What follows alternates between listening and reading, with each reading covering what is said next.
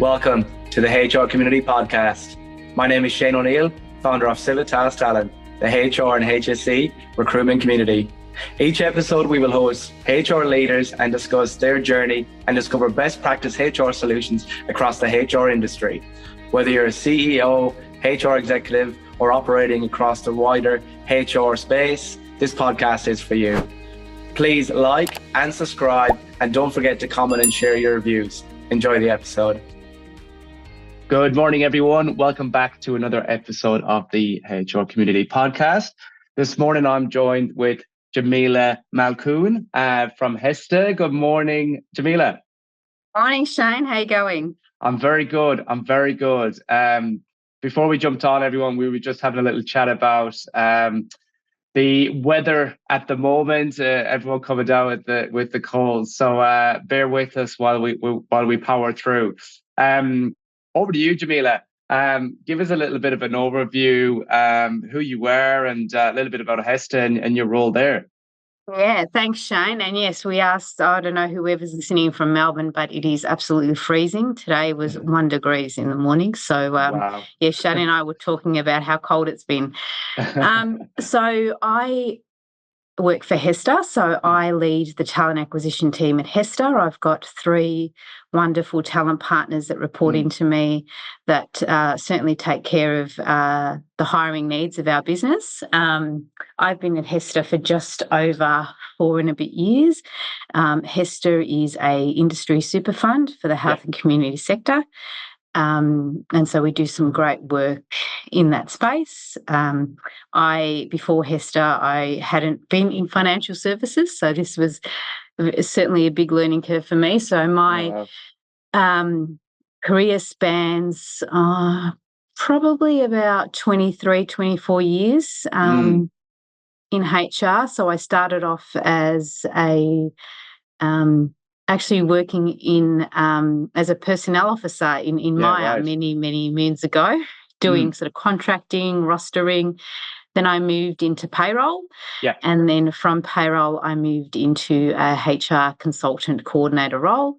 And then through the years have become a HR business partner, led HR ops teams. And then throughout my career, I have had sort of recruitment in there, but never really led a function up until now. So I think the lots of sort of business acumen, commercial acumen, sort of generalist HR, and working with people and different types of people for many to how I lead the talent acquisition team.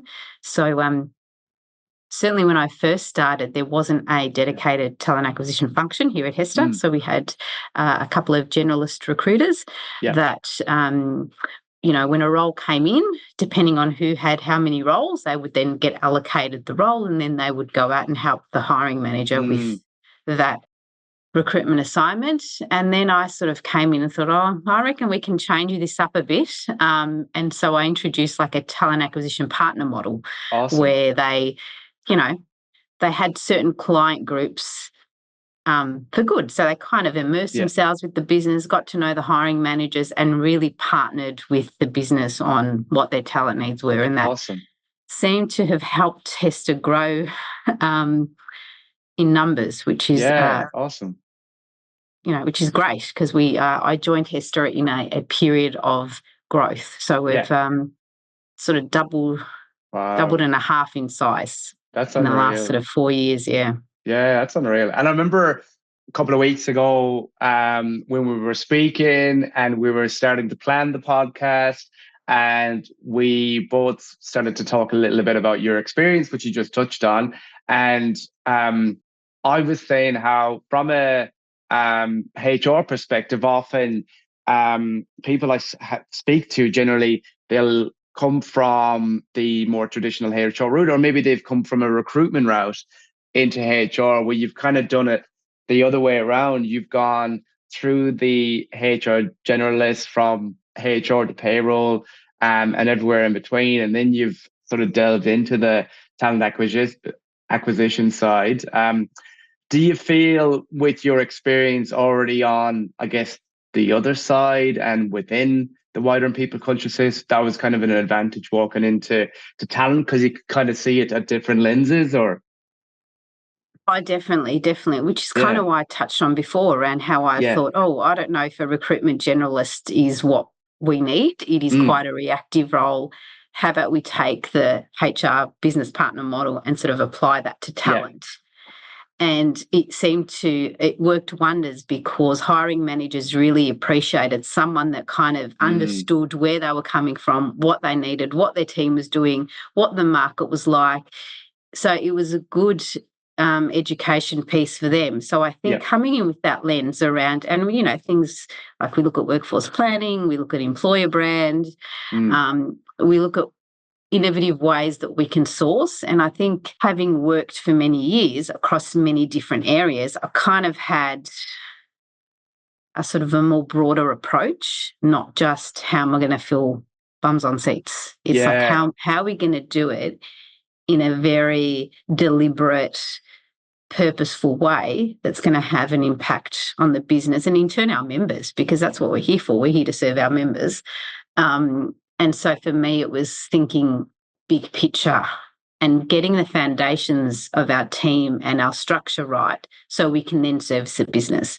Because it was kind of like, you know, like you kind of got to fly the plane while building it. And so it was kind of having that balance of getting our team and our people right in order to service the business at a time where they were still growing. Yeah, exactly. Yeah. And you touched on that a little bit as well. So when you join HESTA, obviously they were in a growth phase. And I mean, obviously that affects different roles in the business. But from a recruitment perspective, sometimes that can unfortunately fall into bums on seats because you're looking at bodies and you're trying to fill roles. What do you feel, kind of just building off that, what you were speaking about there, what do you feel you could kind of bring to the table and do a little bit different so you could actually focus on getting the right person or people into the roles and supporting the retention side? Because without retention, you're not really going to grow. You're just reactively trying to fill roles over and over and over.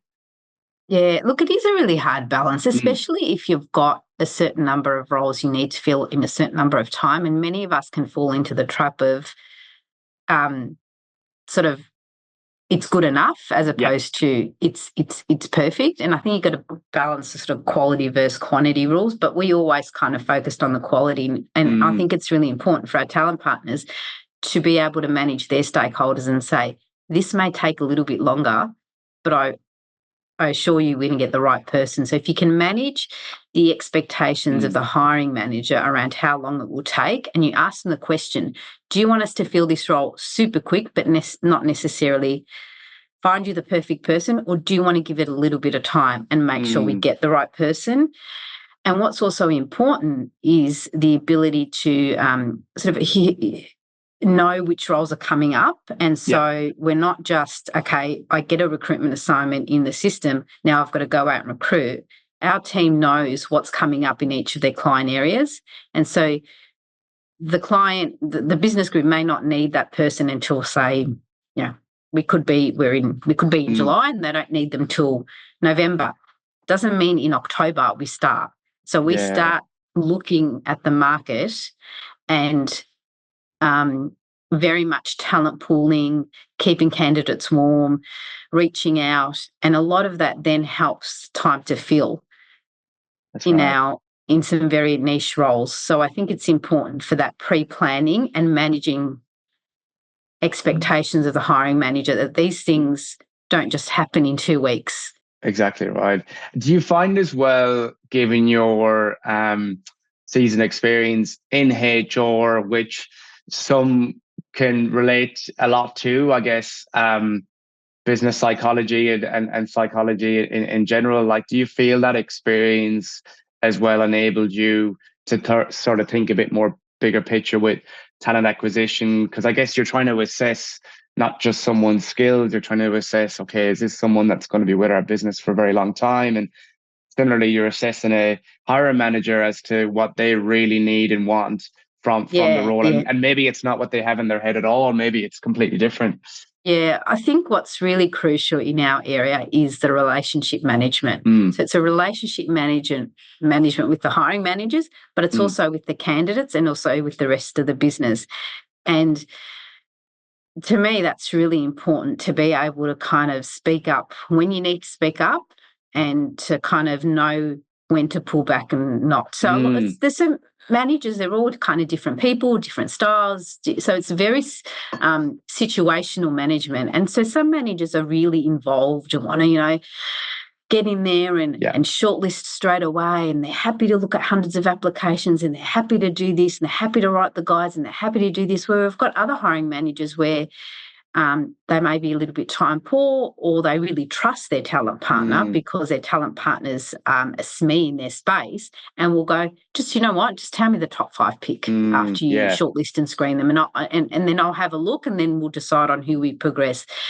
So I've said to all the talent partners, what's really important is that brief right at the start, kind of that recruitment brief around understanding the role and understanding who's doing what and when. Yeah. Because at the moment that kind of breaks down, then expectations don't get met because they assume that this is going to happen or that's not going to happen. So I think the relationship component is equally as important as the end result of 100%. Who you get, of who you hire for them. Yeah, exactly right. And with your experience as well, Jamila, did you find that you fell into a lot of these diverse industries? Because I know you touched on Meyer, obviously retail, you were at City West, and now HESTA. So obviously all very, very different organizations in what they do and where they're categorized as an industry. Was that always the plan? Were the industries of preference, or did you just sort of fall into them and that kind of thing? Oh, look, I wouldn't say like I was deliberate about the types of industries I wanted to go in. I think I was a little bit deliberate about having a variety of industries. So I kind of started off in sort of retail, corporate, and then moved to sort of infrastructure services delivery, and then I went to a water utility, and now I'm in financial services. So it wasn't. I think it's important to have, varied industry experience, but it wasn't something I kind of set out to pick certain industries. I think at the end of the day, we're all humans anyway, so you are still, no matter what industry you're dealing with, you are still dealing with very different people. Doesn't matter what industry you go into. Yeah, and speaking of dealing with people, when you joined HESTA, because looking back at the time cap, it was kind of around the same time we started our business, which was, around that COVID era.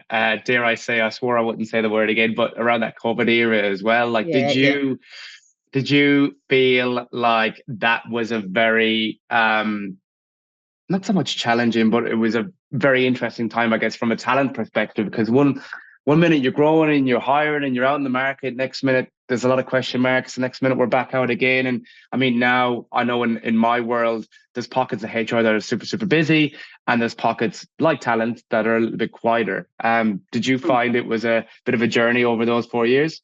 Yeah, especially from a personal perspective. So I joined HESTA in February of 2020, and then I was kind of working sort of 5-6 weeks into it, and then the order was to everyone work from home. So I felt like, I'm just sort of getting to know people and getting to know the industry. Now I'm kind of at home on my own in front of my laptop. Yeah. So for me, it was a bit of a personal growth opportunity, I'll say. There's sort of positive spin on it.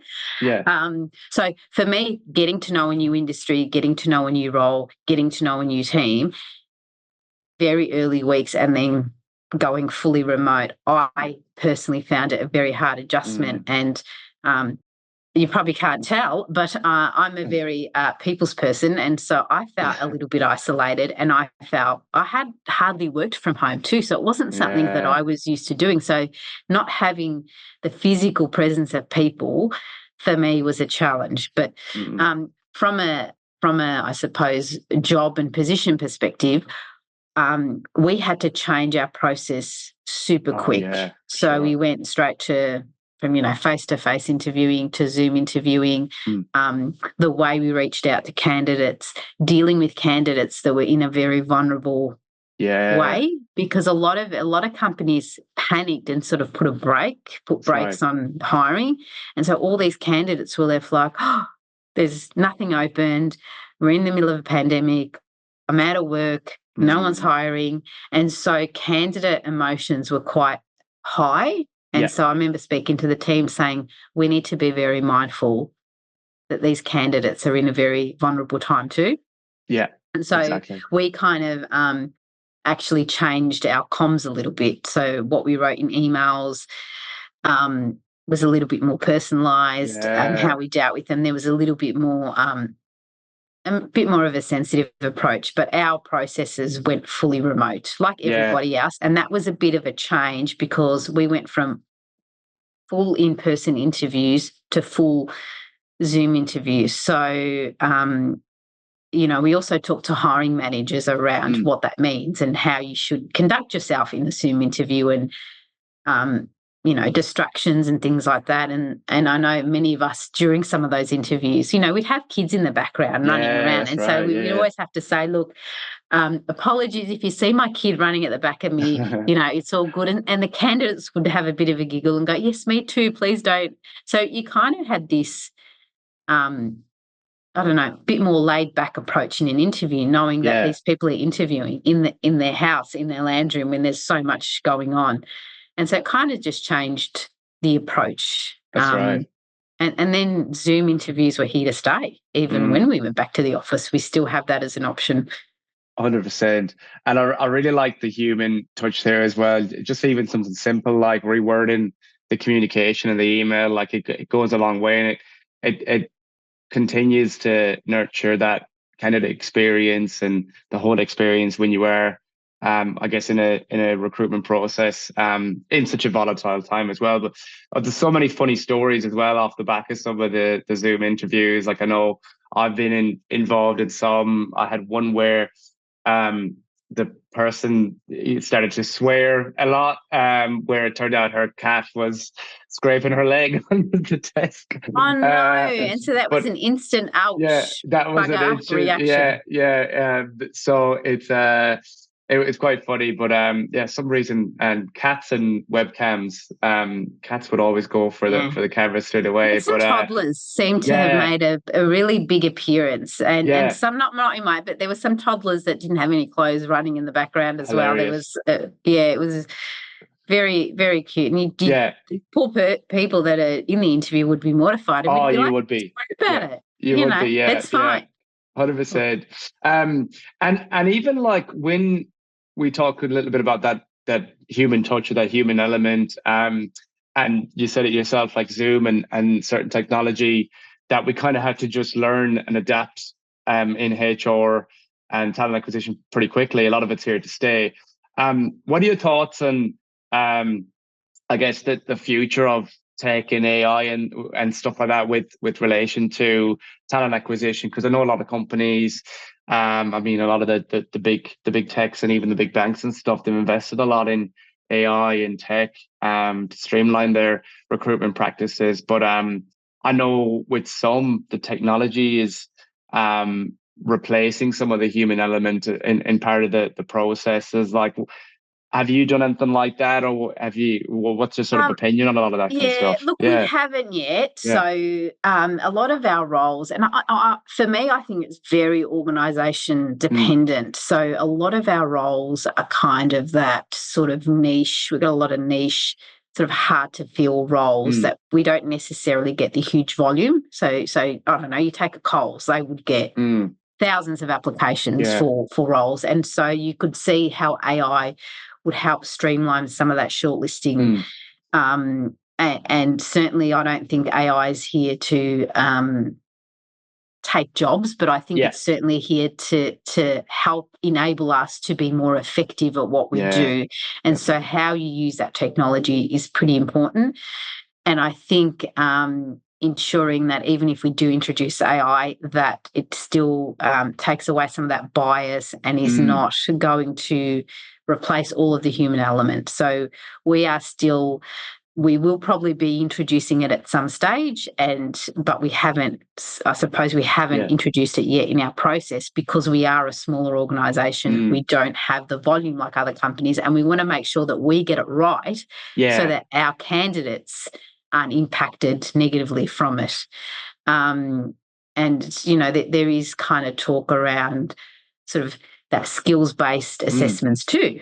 And then AI has a lot to play in there. So you could get a candidate when they apply to do a short, I don't know, say if their role involves a lot of Excel, you could give them a job-related assessment, and then the AI then kind of assesses everyone's score and then will present the top 5 people that scored well in that without even... I like that idea, Yeah, so without even kind of looking at the 100 applications that came through, the AI, based on all the algorithm, I'm not a tech person, but would then present the top 5. And you could see how in high volume roles that would be beneficial, but also with skills-based, it's also basing it on someone that may not have the experience on paper. So you may look at them and go, oh, they want to apply for this role, but they haven't really worked enough in it. And you might even exclude them. Like a person would read and go,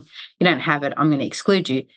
But the skills-based assessment and the AI might go, actually, they scored really well. You should look at them. And then you might go, oh, okay, they surprised me. So I can see the benefit in it. 100%. But I think you just got to get your sort of backyard and your landscape right to then introduce it so there's minimal impact, because you want it to be a positive experience, and you still don't want people to feel like, am I not going to get in contact with any human at all in the process? And so we would be very reluctant to take away that element just yet. 100%, yeah. And I think, to be honest, it's a great way of putting it, because I hear so many arguments for and against. And look, I'm a big advocate of trying to make my role as easy and efficient as possible. So we've introduced different tech stacks and automation, and explored some AI tools as well, which work. But definitely I'd say a good 90% of what we do is still that human element, because I think you need it. And I think, even just touch on some of the things you were talking about there, like the candidate experience. I mean, you're speaking to a human. It's the humans applying for the job. You want to give them that human element. I've also seen the other side of it as well, where candidates are upskilling themselves in AI for the good, or maybe not the good, as well, to try and advance their application and try and put their best foot forward. But I guess whether all of it is legit or not is another question. But it's really interesting. It really is. And sometimes you see kind of applications and cover letters, and you kind of think, is that fully ChatGPT resume and cover 100%. Letter, or is it the human one? So I think we also have to be careful not to judge or assume, someone 100%. May really be good at writing. Agreed. But there is that element coming through too. So you'll see more sophisticated cover letters and resumes coming out now because they've had ChatGPT assist them in creating those. Yeah, it's so true. And even you'd see it on LinkedIn a lot, especially with different posts and stuff like that. I always have my skeptical hat on these days to see whether, okay, is this someone that's put their fingers on the keyboard and thought this post out, or is this a bot or a ChatGPT LinkedIn social post? But it's hard to know. A couple of last questions for you, really, as we wrap up. We touched on a lot of your experience, especially coming from the more HR side of things into talent acquisition, and we talked about best practice talent and how you kind of restructured the model to support the business, amongst other things. What would be your top 3 tips to any aspiring people out there across HR talent, or anyone that's in HR going, hey, you know what, I've always wanted to explore a bit more of a talent focused role? Like any sort of tips from your side? I think it's good to exercise some of your other HR muscles that you haven't before, and it's not as daunting as what you think it is, because there's a lot of transferable skills out there. And I think you also want to make yourself a little bit more indispensable too, in terms of, yeah, I can work on that and I can also work on this. And so demonstrate your full capability in whichever HR stream that you go, because it's always good to extend yourself to other parts to see which one you really like. It's almost like, I don't know, nursing sometimes. So you could do your general nursing degree and then you specialise in what type of stream you like, whether that's paediatrics, cosmetic, emergency, those kind of things. And so at the end of the day, we're all HR practitioners. We just have different streams at different times. And so I think it's, don't be afraid to give it a go. And also come in with a bit of a business mind, so you're able to balance exactly what your business needs versus what your people need versus what your candidates need, because you don't want to lean too heavy on one area and then that impacts and has a bad effect on the other. So try and kind of come in with everyone's perspective and just adjust to who you're dealing with. I think that's two, isn't it? Yeah. And what's the other thing? I think lean into social media a bit. Okay. I've dealt with a few recruiters over the years that get nervous about putting themselves out there. And so I think if you're able to build your brand as a talent acquisition specialist, people follow the journey, not the role. That's right. So I often say to them, don't just, my advice is don't just post a role and say, great opportunity, and then you have a link. Like, show them a bit about yourself. Like, I often will share things on LinkedIn about me personally, or about a project I've worked on, or about, I don't know, a day that I've done. It's volunteering or something, because it's helped me build my followers and my brand. So then when I do want to share something about a role or an opportunity, people go, oh yeah, that sounds pretty good. I want to learn a bit more. If I just shared job opportunities on my page, I wouldn't probably have the effect that it does. And so I've had people reach out to me for a numerous amount of things, even when they're kind of passive and not really looking for a role. So it seems like, it's really good, it's really fun. So you want to sell the vibe and the experience, not just the job. And I think that's pretty crucial in, because, everyone's on socials these days, LinkedIn's massive. And so why don't you leverage that rather than just leverage your job adverts? And 100%. So when you do reach out to people, when you are sending them emails, that it's not just the cold, we've got a job for you. Like, even your in-mails, we've done a lot of work on that, where we kind of tell the story. And then we say, if you want to know more, reach out, rather than just saying, there's a job we think you'd be suitable for. And our in-mail response rates are above average. Wow, that's amazing. To our competitors, because we're not just factual.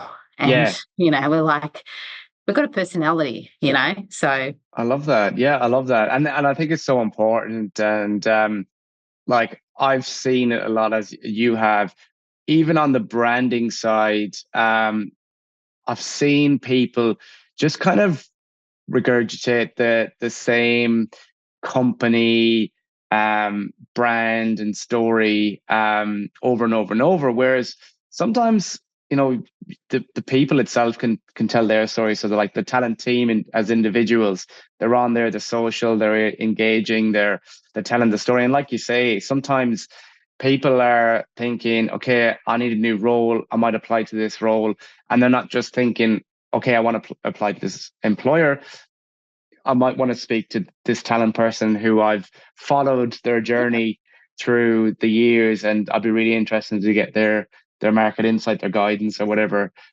which I think is really cool. So no, that's a really good point. Really good point. I'm mindful we're going over. I know, sorry, I'm a bit of a talker, clearly. Not at all, not at all. Thank you so much for jumping on. I think that was really, really interesting, really insightful. And I mean, I am a bit biased because I'm in recruitment myself, but I could sit here and talk about talent all day, every day. But so could I. I don't. Clearly, I'm not. I'm not afraid. I'm not shy of a couple of words here and there. So I look forward to whoever's listening. Let's connect in and 100%. Thanks for listening. No worries at all. Thanks for joining us, Jamila, and have a good day. Shane. Bye. Thank you for tuning in to the HR Community Podcast. Remember to like and subscribe and share your views and comments below.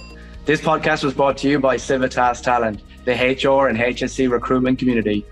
Whether you're a candidate looking for a new role or organization looking to secure brand new talent for your team, please get in touch with us today. Thank you.